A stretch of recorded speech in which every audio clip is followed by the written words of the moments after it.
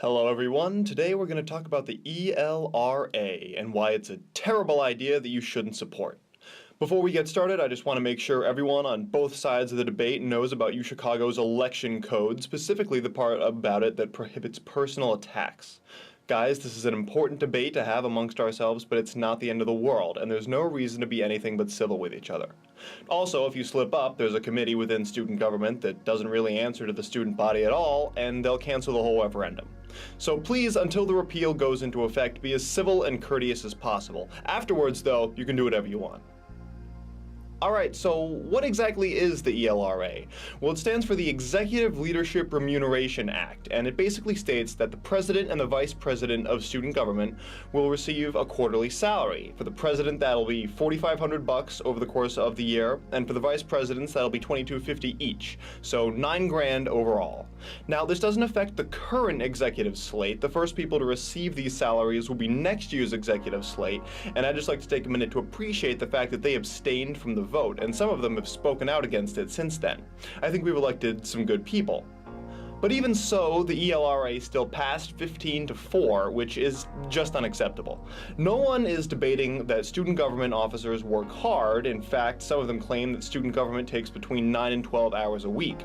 But, that being said, and this is more of a minor point, but the university doesn't even really fund internships unless they're more than 20 hours a week, Like, less than 20 hours a week isn't even considered a real part-time job where I'm from, so I think it's a little ridiculous to expect any sort of compensation based on the volume of your workload when it's only around 10 hours a week. Along these same lines, something else I want to make really clear is that student government positions are volunteer positions. I'm going to put up the definition of volunteer since there seems to be some confusion about it, but long story short, volunteer work doesn't involve getting paid. That's completely antithetical to the concept. Being a part of student government is not compulsory by any stretch of the imagination. Like all volunteer work, it's something done completely at your own volition.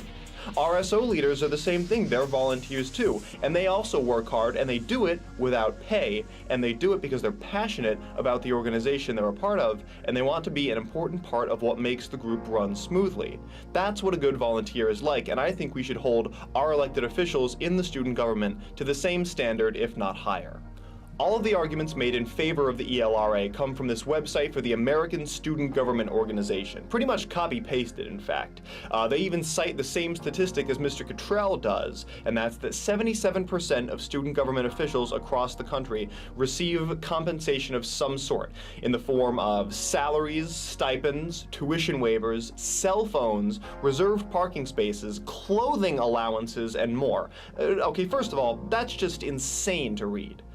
This type of compensation is a little more defensible at much larger schools, but if student government officials at UChicago were getting all this stuff, people would be going nuts, and in my opinion, rightly so. But anyway, this statistic, this 77% number, is incredibly invalid, and you can see that for yourself on this page. First of all, the survey only encompassed about 17% of the schools in the country, so to say that this 77% number is an accurate representation of the way schools in the nation are run is obviously ridiculous. If you read further down, you can see that 88% of public schools pay their student government representatives, but only about 54% of private schools do. You can also see that the enrollment of these schools also has an enormous effect on whether or not these people get paid. Among the largest schools, the number was about 87%, but with smaller schools, the number was just 30%. So when you take into account the fact that UChicago is both a smaller school and a private school, you can see it's not strange at all for student government representatives at a school like ours to not be getting paid. The other argument in favor of the ELRA is that it'll help kids with different financial situations run for positions on the executive slate. Now, this argument would hold a lot more weight if participating in student government was necessary to graduate, or even really highly encouraged by the administration, but again, it's just volunteer work. You do it on your own time, without pay, because you're passionate about it. If you truly can't spare those 9 hours a week, maybe you should be looking into a paying job instead of volunteer work. But this idea of helping student leaders in financial need points to a great existing program, the Student Leadership Recognition and Access Program, or the SLRA. Now, this program gives out awards to undergraduate and graduate students that are based on both need and merit. Now, this is the sort of program that the student government should be pouring more money into, both so they can increase student awareness and so they can increase the size and the number of awards they offer. Now, it's worth noting that under the current rules of the SLRA, student government officials can't actually receive any of their awards. And I think it would be fine if they changed that. I think if they can demonstrate that they're going way above and beyond in their work and that they have serious financial need, then they should be able to receive those awards. But the student government actually voted to slash the funding for the SLRA instead of promote it, which in my opinion was just an unbelievably poor decision. But the bottom line is the SLRA is the organization and the program to which this money that they're allotting for themselves should be going. The SLRA is something that every student can get behind, in my opinion. Before we close, I'd just like to say how sad it makes me as a UChicago student to see people voting for and defending something like the ELRA. Students are here because they're phenomenally intelligent, hardworking people with a unique story to tell and important goals to achieve. I fundamentally believe that of every UChicago student, and I'll always afford every student at this university at least that degree of respect.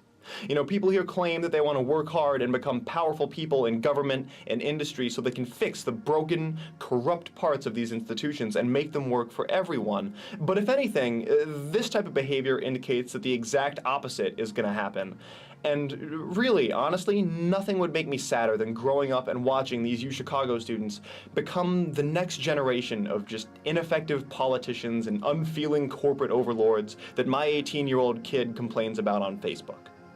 That's really all I had prepared. I have to sort of tiptoe around being too animated about this because I don't want the referendum to be shut down because of me, but I hope I've been cogent and persuasive in my argument that you really shouldn't support the ELRA, and I hope you all check your email on June 8th and vote yes on the referendum to repeal the ELRA.